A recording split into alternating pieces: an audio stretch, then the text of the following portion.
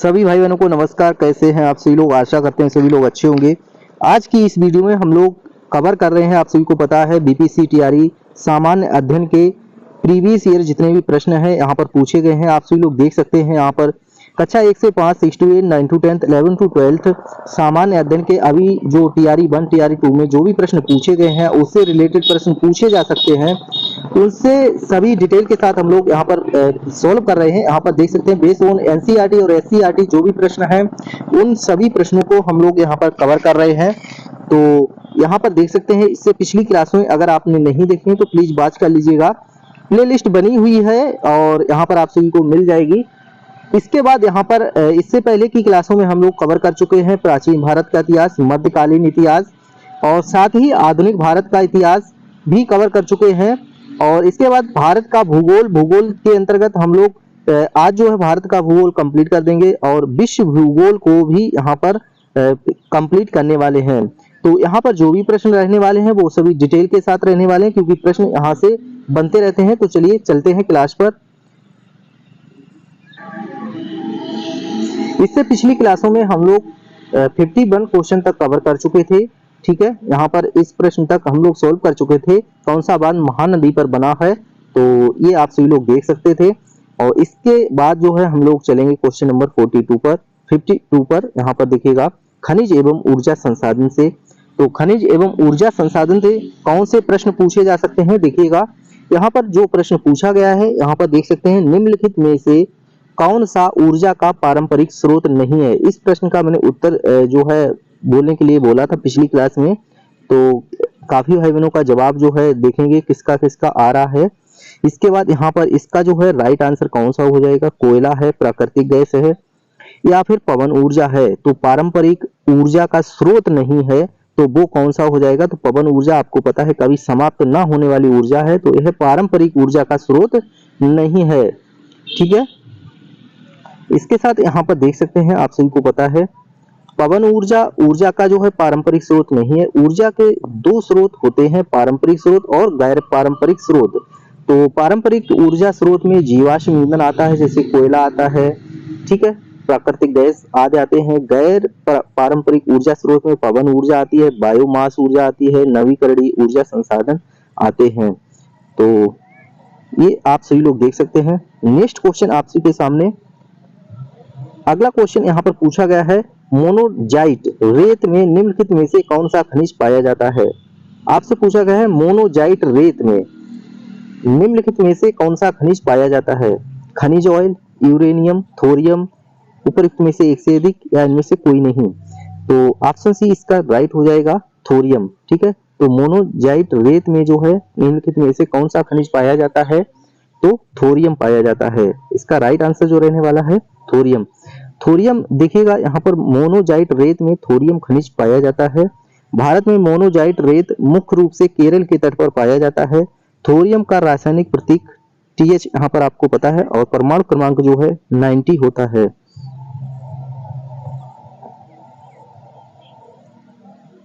Next question यहाँ पर आप सभी के सामने यहाँ पर देख सकते हैं पूछा गया है, भारत के निम्नलिखित थर्मल पावर प्रोजेक्टों को पूर्व से पश्चिम दिशा में व्यवस्थित कीजिए, ठीक है। कोटा, नामरूप, ओबरा और परीक्षा। तो यहाँ पर जो है प्रोजेक्टों को पूर्व से पश्चिम की ओर, थर्मल जो पावर प्रोजेक्ट है तो पूर्व से पश्चिम की ओर लगाना है। यहाँ पर आपका जो राइट आंसर है वो देखिएगा सी रहने वाला है, अर्थात सबसे पहला आएगा नामरूप, ठीक है, फिर आएगा ओबरा, ठीक है, पहला, दूसरा, और फिर इसके बाद आएगा परीक्षा और चौथा आएगा कोटा। तो ये इसका सीरियल रहने वाला है, यहाँ पर देख सकते हैं। और थर्मल पावर प्लांट भारत के राष्ट्रीय पावर ग्रिड में बिजली का सबसे बड़ा हिस्सा योगदान करते हैं। उपयुक्त विकल्पों में से दिए गए थर्मल पावर प्रोजेक्टों का पूर्व से पश्चिम क्रम निम्न है। नामरूप असम में स्थित, ओबरा उत्तर प्रदेश के सोनभद्र जिले में स्थित, परीक्षा उत्तर प्रदेश के झांसी जिले में बेतवा नदी के किनारे स्थित, कोटा राजस्थान में स्थित है। तो यहाँ पर देख सकते हैं कहाँ कहाँ कौन सा, नामरूप जो है असम में स्थित है, ओबरा जो है उत्तर प्रदेश के सोनभद्र जिले में, परीक्षा जो है उत्तर प्रदेश के झांसी जिले में बेतवा नदी के किनारे, और कोटा राजस्थान में स्थित है। तो आप सभी लोग देख सकते हैं। चलते हैं फिर नेक्स्ट क्वेश्चन पर। अगला क्वेश्चन यहाँ पर देखिएगा, नेक्स्ट क्वेश्चन यहाँ पर आप सभी के सामने पूछा गया है। यहाँ पर किस शहर में प्रथम शुद्ध हरित हाइड्रोजन संयंत्र चालू किया गया था? यहाँ पर बताना है कि जो प्रथम शुद्ध हरित हाइड्रोजन संयंत्र चालू किया गया था तो हैदराबाद में, मुंबई में, पुणे में। उपरोक्त में से एक से अधिक या इनमें से कोई नहीं? तो इनमें से कोई नहीं, यहाँ पर जो है ऑप्शन सही है, ऑप्शन ई। यहाँ पर देखिए ऑयल इंडिया लिमिटेड द्वारा असम के जो है जोरहाट पंप स्टेशन पर 10 किलोग्राम प्रतिदिन की स्थापित क्षमता के साथ भारत के पहले 99.999 शुद्ध ग्रीन हाइड्रोजन प्लांट की शुरुआत की गई। इस संयंत्र से जो है 500 किलोवाट और संयंत्र द्वारा 100 किलोवाट आयन एक्सचेंज यहाँ पर मेम्ब्रेन एईएम इलेक्ट्रोलाइजर सारणी का उपयोग करके उत्पन्न बिजली से हरित हाइड्रोजन उत्पादित करता है। नेक्स्ट क्वेश्चन आप सभी के सामने यहाँ पर देख सकते हैं, पूछा है भारत के खनिज तेल पेट्रोलियम उत्पादक क्षेत्र और इसकी अवस्थितियों का सही युग्म कौन सा है? देखिए सूरमा घाटी असम से है, लुनेज क्षेत्र गुजरात, केजी बेसिन बंगाल की खाड़ी। उपरोक्त में से एक से अधिक या इनमें से कोई नहीं? तो इसका जो है आप सभी लोग देख सकते हैं राइट आंसर जो है ऑप्शन डी रहने वाला है। भारत के प्रमुख पेट्रोलियम खनिज तेल उत्पादक क्षेत्र कौन से हैं? तो देख सकते हैं सूरमा घाटी, डिगबोई, नहर कटिया, हुगरीजन मोरान क्षेत्र असम में है, लुनेज, अंकलेश्वर, ओलियाद, ढोकला, मेहसाना, कलोल क्षेत्र गुजरात में है और मंगला क्षेत्र राजस्थान में है। Krishna Godavari basin, KG basin के क्षेत्र आंध्र प्रदेश में है, जो कि प्राकृतिक गैस का भारत में प्राप्त सबसे बड़ा भंडार है। के जी बेसिन में ही रावा अपतटीय क्षेत्र पेट्रोलियम उत्पादन के लिए प्रसिद्ध है। यहाँ पर देखिएगा उद्योग एवं व्यापार से आपको बताना है, उद्योग एवं व्यापार से संबंधित प्रश्न। देखिए यहाँ पर बिहार के किस जिले में रेशमी वस्त्र का सर्वाधिक उत्पादन होता है? आपको बताना है मधुबनी में होता है, भागलपुर में होता है, औरंगाबाद में। उपरोक्त में से एक से अधिक या इनमें से कोई नहीं? तो आपको यहाँ पर राइट आंसर है जो है रहने वाला है वो है भागलपुर। भागलपुर इसका सही आंसर हो जाएगा। जो रेशमी वस्त्र का उत्पादन सबसे अधिक बिहार में होता है वो है भागलपुर। यहाँ पर देखिएगा बिहार के भागलपुर जिले में रेशमी वस्त्र का उत्पादन सर्वाधिक होता है। यह जिला रेशम उद्योग से जुड़ा हुआ है और पूरे भारत में अपने टसर रेशम भागलपुरी साड़ी के लिए प्रसिद्ध है। भागलपुर को भारत के रेशम शहर के रूप में भी जाना जाता है। नेक्स्ट क्वेश्चन यहाँ पर आप सभी के सामने देखिएगा। अगले क्वेश्चन में देखिए यहाँ पर पूछा गया है बरौनी तेल शोधक, ठीक है, बरौनी तेल शोधक संयंत्र बिहार के किस जिले में स्थित है? तो सहरसा में है, बेगूसराय में, मधुबनी में है, या उपरोक्त में से एक से अधिक या इनमें से कोई नहीं? तो यहाँ पर जो है आप सभी लोग देख सकते हैं ऑप्शन बी सही होगा, बेगूसराय, ठीक है, बेगूसराय। यहाँ पर ऑप्शन बी जो है राइट रहने वाला है। इसका डिटेल लिखिएगा। बरौनी भारत के जो है बिहार राज्य के बेगूसराय जिले में स्थित एक कस्बा है, ठीक है। बरौनी जो है भारत के बिहार राज्य के बेगूसराय जिले में स्थित एक कस्बा है। यह गंगा नदी के किनारे बसा हुआ है। यह बिहार का औद्योगिक कस्बा व शहर है। यहाँ पर बरौनी तेल शोधक कारखाना तथा बरौनी थर्मल पावर स्टेशन स्थापित किए गए हैं। बरौनी तेल शोधक संयंत्र इंडियन ऑयल कॉर्पोरेशन लिमिटेड के अधीन कार्यरत है। यह संयंत्र रूस और किसके रोमानिया, ठीक है, रूस और रोमानिया की मदद से स्थापित किया गया था तथा वर्ष 1964 ईस्वी से ये कार्यरत है। तो ये आप सभी लोगों के साथ डिटेल रहा इसका। नेक्स्ट पूछा गया है यहाँ पर परिवहन से संबंधित प्रश्न पूछा गया है। निम्नलिखित में से कौन से दो चरम स्थान पूर्व पश्चिमी गलियारे से जुड़े हैं? आपको बताना है कि निम्नलिखित में से कौन से जो चरम स्थान हैं जो कि पूर्व और पश्चिमी गलियारे से जुड़े हुए हैं। तो मुंबई है, नागपुर है, मुंबई और कोलकाता है, सिल्वर और पोरबंदर है, यहाँ सिलचर और पोरबंदर है, और उपरोक्त में से एक से अधिक या इनमें से कोई नहीं। तो ऑप्शन सी इसका सही है, सिलचर और पोरबंदर, ठीक है। इसका राइट आंसर जो है क्या हो जाएगा, सिलचर और पोरबंदर। सिलचर और पोरबंदर दो चरम स्थान पूर्व और पश्चिम गलियारे से जुड़े हैं। पूर्व पश्चिम गलियारा गुजरात, मध्य प्रदेश, उत्तर प्रदेश, बिहार, पश्चिम बंगाल, असम से होकर गुजरता है। अगला क्वेश्चन यहाँ पर आप सभी के सामने देखिएगा। नेक्स्ट क्वेश्चन 60 नंबर का पूछा गया है शिप ब्रेक टूरिज्म के संदर्भ में सूची रीफ, एमी शाल तथा ग्रांडे द्वीप पर भारतीय जल में जहाजों के मलबे का पता लगाया गया है। ये स्थान कहाँ है? गोवा तट के बाहर, लक्षद्वीप तट के बाहर, तमिलनाडु तट के बाहर, उड़ीसा तट के बाहर। तो ऑप्शन ए इसका सही है, क्या? गोवा तट के बाहर। ठीक है। इसके बाद यहाँ पर देखिएगा सूची रीफ, एमी शाल, ग्रांडे द्वीप पर भारतीय जल में जहाजों के मलबे का पता लगाया गया। ये स्थान गोवा तट के पास स्थित है। उल्लेखनीय है कि जहाज के मलबे को देखने के लिए की गई गतिविधियों को शिप ब्रेक टूरिज्म के नाम से जाना जाता है। नेक्स्ट क्वेश्चन यहाँ पर 61 नंबर का है। अगला क्वेश्चन यहाँ पर देखिएगा, पूछा है भारत के निम्नलिखित बंदरगाहों को उत्तर से दक्षिण, ठीक है, आपको बताना है उत्तर से दक्षिण दिशा में व्यवस्थित कीजिए। तो यहाँ पर देखिए काकीनाडा, मछलीपट्टनम, नागपट्टिनम और विशाखापट्टनम। ठीक है, यहाँ पर आपको सही लगाना है। तो ऑप्शन बी इसका राइट जो है, तो विशाखापट्टनम पहले आ जाएगा। ठीक है, उत्तर से दक्षिण दिशा में, इसके बाद काकीनाडा और फिर आ जाएगा मछलीपट्टनम, इसके बाद नागपट्टिनम। तो इसका राइट आंसर हो जाएगा। चलिए यहाँ पर इसका सीरियल देखिएगा। प्रश्नगत विकल्पों में दिए गए भारत के प्रमुख बंदरगाह उत्तर से दक्षिण क्रम में इस प्रकार हैं। सबसे पहले विशाखापट्टनम आंध्र प्रदेश, फिर काकीनाडा आंध्र प्रदेश में, मछलीपट्टनम आंध्र प्रदेश में और नागपट्टिनम तमिलनाडु में। कुछ इस प्रकार से ये व्यवस्थित हैं। नेक्स्ट क्वेश्चन कृषि एवं पशुपालन से संबंधित है। कृषि एवं पशुपालन से संबंधित जो प्रश्न पूछे गए हैं वो देखिएगा, निम्नलिखित में से कौन सी उड़ीसा की स्थानांतरणशील कृषि है? पूछा गया है उड़ीसा का जो है स्थानांतरणशील कृषि कौन सी है? तो ऑप्शन फर्स्ट दे रखा है यहाँ पर कोडू, सेकंड पेंडा, तीसरा बेबार। ठीक है, उपरोक्त में से एक से अधिक या इनमें से कोई नहीं। तो इसका देखिएगा राइट आंसर जो है ऑप्शन फर्स्ट रहने वाला है कोडू। ठीक है, ऑप्शन फर्स्ट क्या हो जाएगा? कोडू। कोडू के बारे में देखिएगा, यहाँ पर बताया निम्नलिखित में से कौन सी उड़ीसा का स्थानांतरणशील कृषि है? तो क्या है? कोडू। अब यहाँ पर देखिएगा, उड़ीसा और आंध्र प्रदेश में झूम खेती स्थानांतरणशील कृषि को कोडू के नाम से जाना जाता है। ठीक है, जो झूम खेती होती है उसको क्या कहते हैं? स्थानांतरणशील कृषि होती है और कोडू के नाम से जाना जाता है। स्थानांतरण कृषि एक आदिम प्रकार की कृषि है जिसमें पहले वृक्षों तथा वनस्पतियों को काटकर उन्हें जला दिया जाता है। झूम खेती कैसी होती है? तो उन्हें काटकर जला दिया जाता है और साफ की गई भूमि को पुराने उपकरणों से जुताई करके बीज बो दिया जाता है। जब तक मिट्टी उर्वरता विद्यमान रहती है इस भूमि पर खेती जो है की जाती है। इसके पश्चात इस भूमि को क्या किया जाता है? छोड़ दिया जाता है।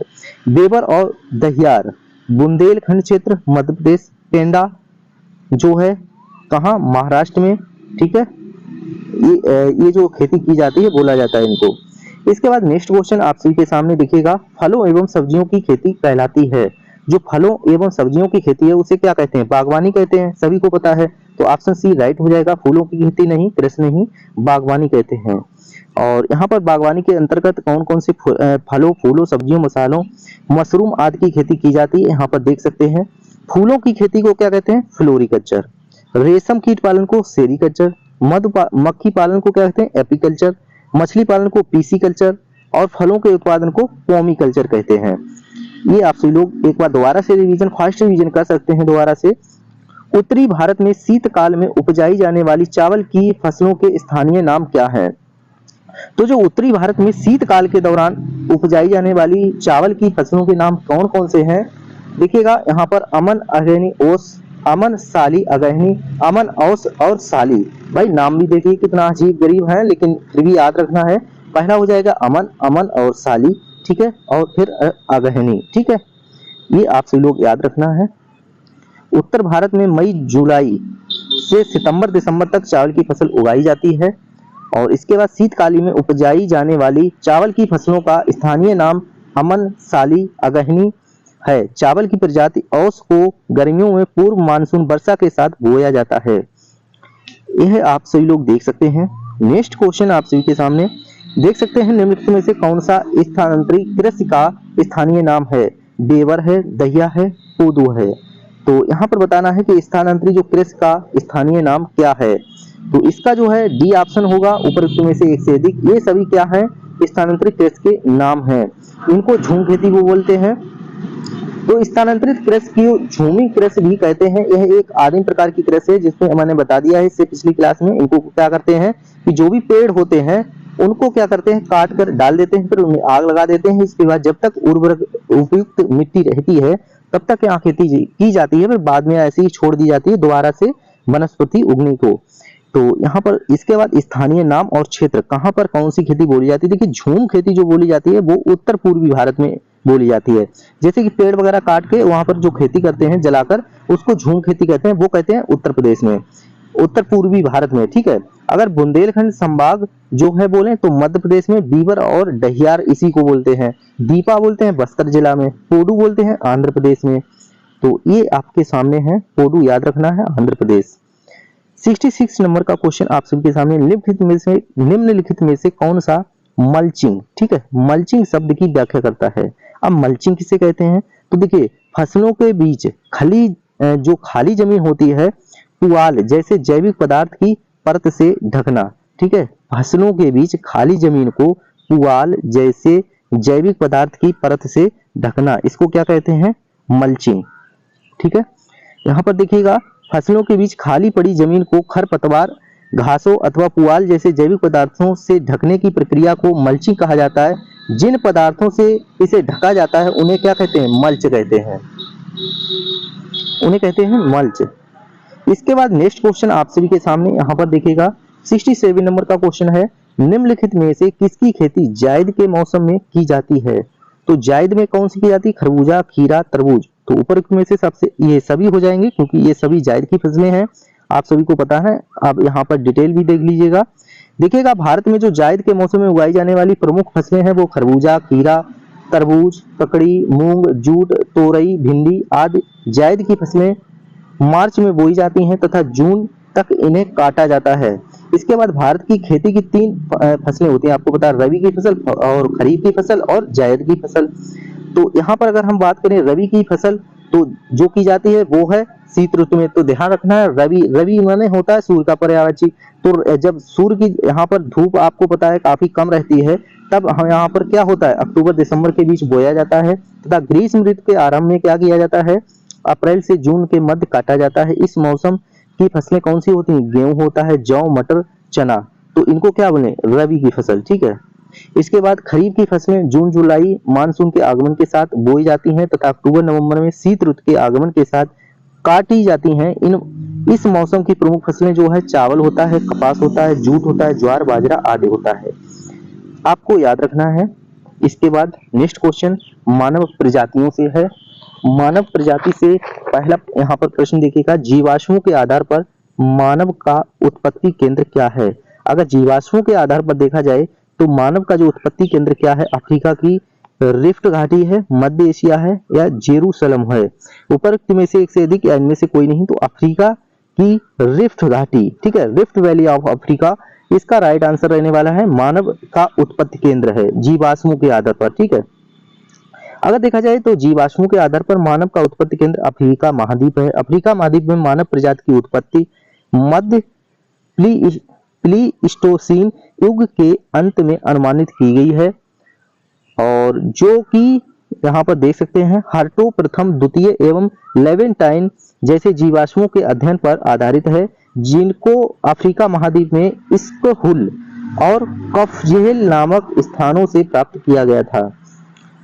इसके बाद 69 नंबर यहाँ पर देखिए नेक्स्ट क्वेश्चन, दो समुदायों के मध्य सांस्कृतिक संपर्क क्या कहलाता है, एन कल्चरेशन, एक कल्चरेशन या कल्चरल रेल्स। तो ऑप्शन बी इसका राइट रहने वाला है, एक कल्चरेशन। ठीक है, दो समुदायों के मध्य सांस्कृतिक संपर्क जो है एक कल्चरेशन कहलाता है। ठीक है, एक कल्चरेशन, तो बी ऑप्शन इसका सही हो जाएगा। साथ ही डिटेल देखिएगा इसका, दो समुदायों के मध्य संपर्क जो सांस्कृतिक संपर्क होता है उसे कहते हैं ए कल्चरेशन, और इसे उस सामाजिक, मनोवैज्ञानिक और सांस्कृतिक बदलाव के रूप में संदर्भित किया जाता है जिसमें एक समाज या संगठन से संबंधित कोई व्यक्ति समुदाय किसी अलग समुदाय या संगठन के तौर तरीकों, मान्यताएं समझकर उसका भाग बनाता है। ऐसा प्रवास के रूप में अधिकतर होता है जब कोई व्यक्ति या समुदाय देश को छोड़कर किसी अन्य देश में जाकर बसता है और वहां के दूसरे लोगों को समुदाय के बीच पारस्परिक मेल जोल बढ़ाता है। क्वेश्चन नंबर यहाँ पर 70 आपके सामने, किसी समुदाय को अनुसूचित जनजाति के रूप में घोषित करने के लिए आवश्यक विशिष्टताएं हैं। आदिम लक्षणों के संकेत, विशिष्ट सांस्कृतिक, ठीक है। तीसरा है बड़े पैमाने पर समुदायों के साथ संपर्क में शर्म, पिछड़ापन एवं भौगोलिक अलगाव। तो उपरोक्त में से कौन सा सही है? तो उपरोक्त सभी सही हो जाएंगे, आपको याद रखना है, ठीक है। नेक्स्ट क्वेश्चन यहाँ पर आपके सामने है, तो इसका डिटेल आप सभी लोग देख सकते हैं। किसी समुदाय को अनुसूचित जनजाति के रूप में घोषित करने के लिए आवश्यक विशिष्टता के रूप में आदिम लक्षण, अलग संस्कृत, भौगोलिक अलगाव तथा बड़ी आबादी के साथ बातचीत में शर्म जैसे लक्षण देखने को मिलते हैं। ऐसे समुदाय सामान्यतः पहाड़ी व जंगली क्षेत्रों में निवास करते हैं। उल्लेखनीय है कि अनुसूचित जनजाति के घोषणा करने की शक्ति राष्ट्रपति को प्राप्त है। इसके बाद विविध जो है प्रश्न यहाँ पर हम लोग कवर करने वाले हैं। 71 कोयला नगरी किस स्थान को कहते हैं? सोहागपुर, रानीगंज, धनबाद। उपरोक्त में से एक से अधिक या इनमें से कोई नहीं, तो धनबाद इसका राइट आंसर रहने वाला है, आप सभी लोग देख सकते हैं। और यहाँ पर देखिएगा शांत घाटी जो है केरल के नीलगिरी पहाड़ियों में स्थित है। शांत घाटी को 1984 में राष्ट्रीय उद्यान घोषित किया गया था, इसको याद रखना है। शांत घाटी को कब? 1984 में राष्ट्रीय उद्यान घोषित किया गया था। शांत घाटी आंदोलन एक ऐतिहासिक पर्यावरण आंदोलन था जो 1973 में शांत घाटी रिजर्व फॉरेस्ट को जल विद्युत परियोजना द्वारा बाढ़ से बचाने के लिए शुरू हुआ था। नेक्स्ट क्वेश्चन आप सभी के सामने यहाँ पर देख सकते हैं।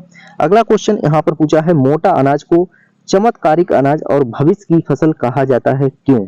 तो सूखी सहिष्णु फसल के कारण, कुछ बाहरी कारक की आवश्यकता है, पोषण की दृष्टि से चावल और गेहूं के बराबर। तो इसका राइट आंसर है ऑप्शन डी, उपरोक्त में से एक से अधिक, ठीक है। तो मोटे अनाज का यहाँ पर देखिए डिटेल से दे रखा है, आप सभी लोग देख सकते हैं। मोटे अनाज को अक्सर उनके असंख्य स्वास्थ्य लाभों और इस तथ्य के कारण चमत्कारिक अनाज कहा जाता है कि वे कठोर शुष्क वातावरण में पनप सकते हैं जहां अन्य फसलें संघर्ष करती हैं। मोटे अनाज को चमत्कारिक अनाज माने जाने के पीछे कुछ प्रमुख कारण हैं जो कि निम्नलिखित हैं। मोटा अनाज क्या होता है? प्रोटीन, फाइबर, विटामिन तथा खनिज जैसे पोषक तत्वों से भरपूर होता है। मोटा अनाज सूखा सहिष्णु फसल एवं अन्य फसलों की तुलना में कम पानी और कम कीटनाशकों की आवश्यकता होती है, जिससे यह किसानों के लिए पर्यावरण के अनुकूल विकल्प बन जाता है। नेक्स्ट यहाँ पर गेहूं और धान की फसलों के मुकाबले इसमें सॉल्युबल फाइबर के साथ कैल्शियम और आयरन की मात्रा अधिक होती है। नेक्स्ट क्वेश्चन 73 यहाँ पर देख सकते हैं, भारत का स्थलाकृत मानचित्र किस संगठन द्वारा बनाया जाता है? तो भारत का जो स्थलाकृत मानचित्र किस संगठन द्वारा बनाया जाता है, यहाँ पर आपके सामने ऑप्शन दे रखे हैं। भारतीय भूवैज्ञानिक सर्वेक्षण द्वारा, भारतीय सर्वेक्षण द्वारा और भारतीय प्राणी सर्वेक्षण द्वारा। इस एक से अधिक या इनमें से कोई नहीं, तो ऑप्शन बी सही होगा, भारतीय सर्वेक्षण द्वारा। भारतीय सर्वेक्षण द्वारा इसका राइट आंसर रहने वाला है। तो यहाँ पर देख सकते हैं भारत का जो स्थलाकृत मानचित्र भारतीय सर्वेक्षण विभाग द्वारा बनाया जाता है। यह विज्ञान और प्रौद्योगिकी विभाग के अंतर्गत राष्ट्रीय सर्वेक्षण और मानचित्र संगठन है। इसकी स्थापना जो है 1767 में की गई थी। 74 नंबर का क्वेश्चन यहाँ पर देखिएगा, बताया गया है कि कुल इसका सही मिलान करना है। तो यहाँ पर देखिए बताना है, चार कंकर, कयाल, माड यहाँ पर किससे संबंधित है, किन क्षेत्रों से संबंधित है, तो इसका राइट जो है मिलान करना है। यहाँ पर देखिएगा चार जो है डेल्टा से संबंधित है, कंकर बांगर से संबंधित है और कयाल तटियान से, और माड जो है पंजाब का मैदान से संबंधित है। इसके बाद नेक्स्ट क्वेश्चन यहाँ पर 75 नंबर का क्वेश्चन आप सभी के सामने, सूची फर्स्ट और सूची सेकंड का यहाँ पर भी मिलान करना है। खनिज संसाधन की संपन्नता परंतु औद्योगिकरण की कमी कहाँ पाई जाती है? और इसके बाद तीन ऑप्शन और दे रखे हैं, जल संसाधन की संपन्नता परंतु आधारभूत संरचना के विकास की कमी कहाँ पाई जाती है? सौर और वायु ऊर्जा की संपन्नता परंतु जल संसाधन की कमी कहाँ?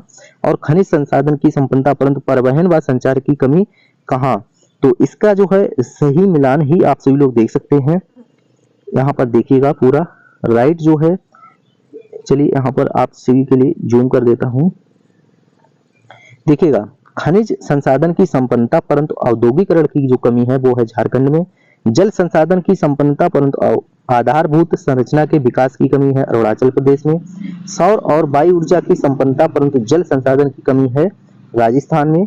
खनिज संसाधन की संपन्नता परंतु परिवहन एवं संचार की कमी है लद्दाख में। तो देखिए यहाँ पर पहाड़ी इलाका है तो परिवहन और संचार की कमी है। राजस्थान में जल संसाधनों की कमी है। अरुणाचल प्रदेश में यहाँ पर जल संसाधन की संपन्नता है परंतु आधारभूत संरचना नहीं है। और इसी के साथ खनिज संसाधनों की संपन्नता परंतु औद्योगिकरण की कमी है। तो ये आप सभी लोग देख सकते हैं। आगे जो है नेक्स्ट क्वेश्चन 76 नंबर का है आप सभी के सामने। 76 नंबर का क्वेश्चन, अरब सागर और बंगाल की खाड़ी के अपवाह तंत्र के बीच जल विभाजक हैं। तो यहाँ पर पूछा है अरब सागर और बंगाल की खाड़ी के बीच जो है अपवाह तंत्र के बीच जल विभाजक कौन सा है। तो यहाँ पर देखिएगा दिल्ली रिज जो है मालवा का पठार, और यहाँ पर देखिएगा दिल्ली रिज मालवा का पठार बुंदेलखंड ये नहीं है। तो ऑप्शन बी इसका राइट है, दिल्ली रिज अरावली पर्वत श्रेणी सह्याद्री और अमरकंटक की पहाड़ियां। ऑप्शन बी इसका राइट रहने वाला है। और इसका डिटेल देखिएगा यहाँ पर, अरब सागर बंगाल की खाड़ी के अपवाह तंत्र के बीच जल विभाजक के रूप में दिल्ली रिज अरावली पर्वत श्रेणी सह्याद्री और अमरकंटक की पहाड़ियां मौजूद हैं, अतः विकल्प बी ऑप्शन सही होगा। ठीक है, तो इसके आगे की जो क्लास है हम लोग नेक्स्ट वीडियो में कवर करने वाले हैं विश्व का भूगोल। तो भारत यहाँ पर देखिएगा विश्व का भारत का भूगोल हम लोग कवर कर चुके हैं, अब विश्व का भूगोल कवर करने वाले हैं जिसके अंतर्गत हम लोग कवर करेंगे ब्रह्मांड एवं सौर मंडल। तो इसका आंसर आप सभी को बताकर जाना है। सूर्य एक क्या है, पीला तारा है, लाल तारा है, श्वेत तारा है। इसका जो है जवाब प्लीज आप सभी लोग आंसर जो है आपको बताकर जाना है। ठीक है, कमेंट बॉक्स में आंसर बताकर जाना है ऑप्शन इसका कौन सा सही होगा। पूछा हुआ क्वेश्चन है TRE 2.0 14/12/2023 को पेपर फर्स्ट में। तो आज की क्लास में यहीं तक, और अगर आप सभी लोग पहली बार आए हैं तो प्लीज नेक्स्ट क्लास को आने के लिए आप लोग सब्सक्राइब कर सकते हैं ताकि जुड़ सकते हैं, ताकि नेक्स्ट क्लास भी आप लोगों को मिल सके। प्लेलिस्ट बनी हुई है, बाकी आप सभी लोग प्लीज प्लेलिस्ट को शेयर कर दीजिएगा ताकि और भी भाई बहन इस कंप्लीट बुक का सोल्यूशन देख पाए। वीडियो अच्छा लगे तो प्लीज लाइक करके जरूर जाना है ताकि यहाँ पर हमें भी मोटिवेशन मिल सके। यहाँ तक आप सभी लोग आए और आपका पूरा क्लास वॉच करने के लिए बहुत बहुत शुक्रिया। ये प्रश्न कहीं कहीं आगामी परीक्षा में जरूर पूछेंगे, तो TRE 3 और TRE 4 की तैयारी इससे दोनों की होती रहेगी। तो चलिए इस क्लास को यहीं पर समाप्त करते हैं, मिलते हैं फिर नेक्स्ट वीडियो में। तब तक के लिए बाय बाय, बहुत बहुत धन्यवाद। जय हिंद, जय भारत।